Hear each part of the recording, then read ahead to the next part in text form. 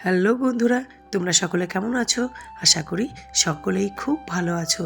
নিপাস daily লাইফে তোমাদের অনেক অনেক স্বাগত। আগের ব্লগটা যেখান থেকে শেষ করেছিলাম, এই ব্লগটা সেখান থেকেই আবার শুরু করলাম। আগের ব্লগে আমরা ঘর থেকে রওনা দিয়েছিলাম, সেই পর্যন্তই ছিল। এই ব্লগে আমরা তখন মাঝ রাস্তায়, আর এই সময়টা মোটামুটি ওই 12:30 মতো বাজে। আর দেখো, আমার তো ভীষণ মন খারাপ ছিল, ওই জন্যে গোটা রাস্তাটা না মেয়েটা আমার এইভাবে হাত ধরে রেখেছিল। খুব খুব মন খারাপ লাগছিল, জানো তো, ভেতরটা না পুরো ফাঁকা হয়ে যাচ্ছিল। তবে ওদেরও খুব মন খারাপ লাগছিল, কারণ ওর মা বাবা দুজনেই তো এখানে বহু বছর ধরে আছে। ওর মা তাছাড়া আসানসোলের, আর প্রসেনজিৎ আর ওর ভাই, ওরা তো এই রূপনারায়ণপুরেই জন্মেছে, এখানেই পড়াশোনা করেছে, এখান থেকেই ওরা চাকরি পেয়েছে। তো ওদের মন খারাপ আমার থেকে কোনো অংশে কম না। আমার বেশি খারাপ কেন লাগছিল বলো তো? আমার এই সোনা গোলুমোলু মেয়েটা না আমার থেকে বেশ খানিকটা দূর হয়ে যাচ্ছে। ওকে আর যাই হোক রোজ তো দেখতে পাবো না। আর ওইখানটা কি বলো তো, ওরা সবাই মিলে একটু হাসানোর চেষ্টা করছিল আমাকে। আর এখন সময় ওই 1:30-1:45 হবে। এই সময়টাতে না বাইপাসের ধারে ওই শক্তিগড় থেকে আরেকটু এগিয়ে গিয়ে হোটেল সম্রাট বলে একটা ধাবা স্টাইল রেস্টুরেন্টে খেতে নেমেছি। কি বলো তো, সকাল থেকে না কেউ তেমন কিছু খায়নি। রুটি তরকারি মিষ্টি এ সমস্তর ব্যবস্থা করা হয়েছিল, কিন্তু সেইভাবে না কেউ খাওয়া দাওয়া করতেই পারেনি। আর এখন বেলা এতটা হয়েছে না, সকলেরই খুব খিদে পেয়ে গেছে। আর দেখো থালি সিস্টেমে কত রকম মেনু, আর কি ভালো রান্না জানো। প্রত্যেকটা রান্নাই খুব সুন্দর ছিল। ডাল ছিল, আলু উচ্ছে ভাজা ছিল, শাক ছিল, পোস্ত ছিল, চাটনি, পাঁপড়, পেঁয়াজ, লঙ্কা, লেবু, আলু সিদ্ধ, তারপর রাজভোগ ছিল। আর সাথে প্রসেনজিৎ সবাইয়ের জন্যে চিকেন অর্ডার দিয়েছিল।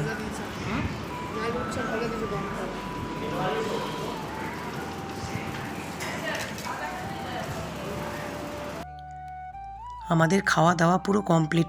আর দেখো, পুরো থালা পরিষ্কার করে চেটে পুটে খেয়েছি। আসলে সকাল থেকে সেরকম কিছু খাওয়া হয়নি তো, আর প্রত্যেকেরই মন মেজাজ খুব খারাপ ছিল। এবার বেলাতে প্রত্যেকেরই প্রচণ্ড খিদে পেয়ে গেছিল। বড় না এই খাবার খেতে খুব ভালোবাসে, এরকম ধাবাতে, এরকম থালি সিস্টেম। কিন্তু কিছু করার নেই, ওই যে মা আছে তো, ওনাকে রেখে তো দুজন একসঙ্গে কখনো বেরোতে পারি না। নইলে ভাবো, আজ মেয়ের এত বিশেষ দিন, মেয়ে তার নিজের সংসারে নিজের বাড়িতে আসছে, অথচ ওর বাবাই আসতে পারলো না সাথে। আর যদি আমাদের সাথে ওর বাবাও আসতে পারতো না, কি সুন্দর না হতো, আর কত খুশিই না হতো। শুধু শুধু জানো তো, অফিসে বসে বসে খুব মন খারাপ করছে, আর বারে বারে ফোন করছে। আর এদিকে দেখো, আমরা চুচুড়া ঢুকে গেছি। এই যে মোড়টা আগে দেখলে, এই মোড়টার নাম সুগন্ধা। 1-2 দিনে যেটুকু বুঝলাম জানো তো, শহরটা খুব সুন্দর, খুব জমজমাট, আর খুব বড় শহর। আর এই চুচুড়া থেকে আমার বাপের বাড়ি মাত্র 1 ঘন্টার রাস্তা। আর বাপের বাড়ির এত কাছে এসেও জানো তো, এই প্রথম মনটা এত উদাস। আর আমি মা বাবার এত কাছে এসেও জানো তো, একটা দিনের জন্য একটু মা বাবার কাছে যেতে পারলাম না। কি করব বলো, ঘরে যে শাশুড়ি মা আছে, ওনাকে রেখে আমি এই 2 দিন যে আসতে পেরেছি, এটাই অনেক। আমরা পৌঁছে গেছি, আর এটা একটা গেস্ট হাউস। প্রথমে আমরা গেস্ট হাউসে উঠেছি। প্রসেনজিৎ আগে থেকেই সমস্ত ব্যবস্থা করে রেখেছিল। যেহেতু পুজো পরের দিন ছিল, তাই প্রথম দিনটা আমরা এই গেস্ট হাউসেই ছিলাম। তারপর আমরা কিছুক্ষণ রেস্ট নিয়ে ফ্রেশ হয়ে এলাম মেয়ে জামাইয়ের বাড়িতে। আর এই বাড়িটা আমার মেয়ে জামাইয়ের। কত ছোটোবেলায় ও চাকরি পেয়েছে, তারপর তিল তিল করে গুছিয়ে, কত কষ্ট করে, কত পরিশ্রমেই না এই বাড়িটাও তৈরি করেছে। ভালো থাকুক ও, ওর পুরো পরিবার নিয়ে সুখে থাকুক, মা কালীর কাছে এই প্রার্থনাই করি। আর এখানে দেখো, ট্রাক থেকে সমস্ত মাল নামিয়ে ঘরে নিয়ে আসা হচ্ছে। ওদের সকলেরই জানো তো খুব কষ্ট হচ্ছিল এত ভারী ভারী জিনিসপত্র টেনে টেনে দোতলাতে নিয়ে আসতে। আর সব থেকে বেশি কষ্ট হয়েছে আলমারিটা ঢোকাতে, যেটা মেয়ের বিয়েতে মেয়েকে দিয়েছি। ওটা তো 3 পাল্লার ওয়ার্ড্রপ, ওটা উঠাতে না ভীষণ সকলের কষ্ট হয়েছিল। একটা সময় মনে হচ্ছিল আলমারিটা বোধহয় আর উপরে ওঠানোই যাবে না, কিন্তু শেষ পর্যন্ত অতি কষ্টে অনেক বুদ্ধি খাটিয়ে সকলে মিলে উপরে তুলেছে। ফাইনালি আলমারিটাকে দোতলায় তোলা গেল। এ যেন এক যুদ্ধ জয়, জানো তো। এই বাচ্চা বাচ্চা ছেলেগুলো যা কষ্ট করেছে না আলমারিটা তুলতে, সে চোখে দেখার মতো না।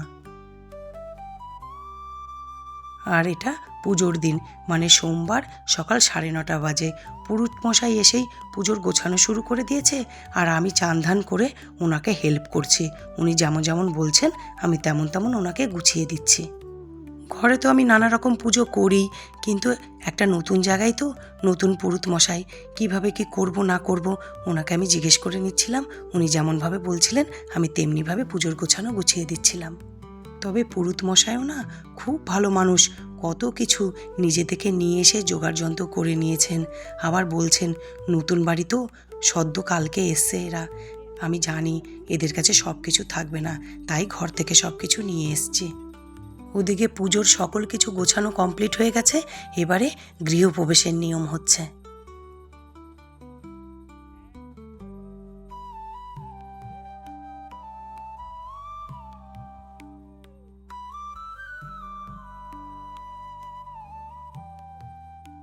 আস্তে আস্তে হাঁটো, তো তাড়া নেই তো,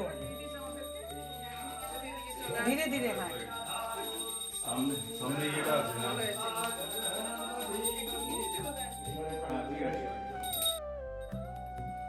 আর আমার ছোট্ট মোট্ট মা লক্ষ্মীকে দেখো, শাড়ি পরে কাঁখে কলস নিয়ে মাথায় কুলোতে ধান নিয়ে ওর অবস্থা খারাপ। গোটা বাড়িতে জানো তো ধান ছিটোতে ছিটোতে 1 কুলো ধান, তারপর দেখি কুলোর মধ্যে 1 মুঠ ধান রয়েছে, আর বাদবাকি ধান গোটা বাড়িতেও ছড়িয়ে বেরিয়েছে।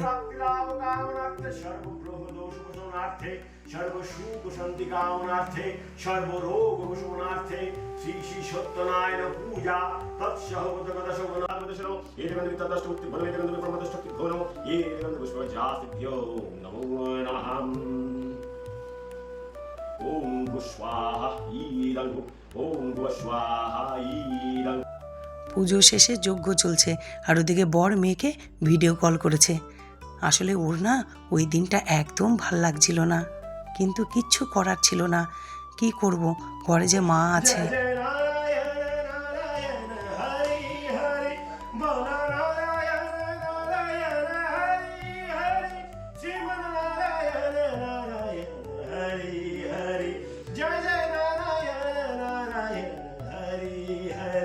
শ্রীমন নারায়ণ নারায়ণ হরি হরি জয় জয় নারায়ণ নারায়ণ হরি হরি ও তেরি লীলা সবসে নারী নারী নারী।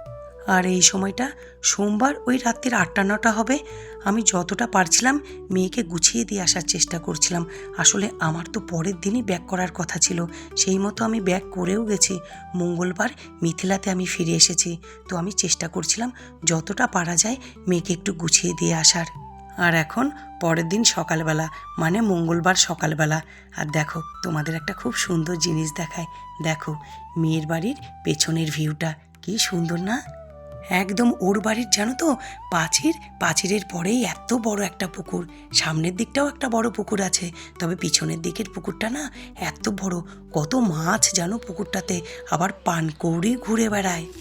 মেয়ের উপরতলাটা না মানে দোতলাটা ভীষণ খোলামেলা এরকম জানো তো, ড্রয়িং ডাইনিংটা এরকম ওপেন। দেখো কি সুন্দর ভিউ না, এখানে বসে থাকলেই তো সময় কেটে যায়। এবার ফেরার পালা। এখন বিকেল 4টে বাজে, আমি যাচ্ছি ব্যান্ডেল স্টেশনে। মেয়ে আর প্রসেনজিতের ভাই, মানে প্রসেনজিতের ভাই হলো চিরঞ্জিত, মেয়ে আর চিরঞ্জিত আমাকে স্টেশনে পৌঁছাতে এসছে। ওদের বাড়ি থেকে জানো তো ব্যান্ডেল স্টেশন মাত্র টোটোতে 7 মিনিট সময় লাগলো, আর চুচুড়া স্টেশন ওই 3-4 মিনিট হবে। বাড়ির লোকেশনটা না খুব ভালো জায়গায় জানো তো, সব কিছুই খুব কাছে কাছে। ট্রেন আসার সময় হয়ে গেছে, আমরা প্ল্যাটফর্মের দিকে যাচ্ছি। তবে এই প্রথম জানো তো একা একা এসিতে এলাম। আমি একা একা যাতায়াত করি, কিন্তু একা একা এসি ট্রেনে কখনো যাতায়াত করিনি। বরের সঙ্গে করেছি, কিন্তু একা একা করিনি, এই প্রথম করলাম। জামাই টিকিট কেটে দিয়েছে তো, ওই এসিতেই কেটে দিয়েছিল টিকিট। আর এদিকে দেখো মেয়েকে আমি প্রাণ ভরে আদর করে ট্রেনে উঠে পড়লাম। তবে আজ আর ওর সামনে মন খারাপ করিনি। ট্রেনে বসে বসে আমি খুব মন খারাপ করছিলাম, কিন্তু ওর সামনে মন খারাপ করিনি, কারণ আমি যদি আসার সময়ও মন খারাপ করে আসি না, তাহলে না ওর মনটা ভালো থাকবে না। ট্রেন ছেড়ে দিয়েছে, আর দেখো কেমনভাবে ট্রেনের সাথে হেঁটে হেঁটে আসছে। খুব খারাপ লাগছিল জানো, কিন্তু ওর সামনে আমি একদম কাঁদিনি। যাওয়ার দিন ভীষণ কান্নাকাটি করেছি, আসার দিন ওর সামনে একদম কান্নাকাটি করিনি। ওকে যখন স্টেশনে ছেড়ে আসছিলাম জানো তো, মনে হচ্ছিল যেন আমার প্রাণটা ছেড়ে রেখে আসছি। শুধু বলে এলাম, ভালো থাকিস, তুই ভালো থাকলে আমরাও ভালো থাকবো। বাই, আবার দেখা হবে পরের একটি ব্লগে।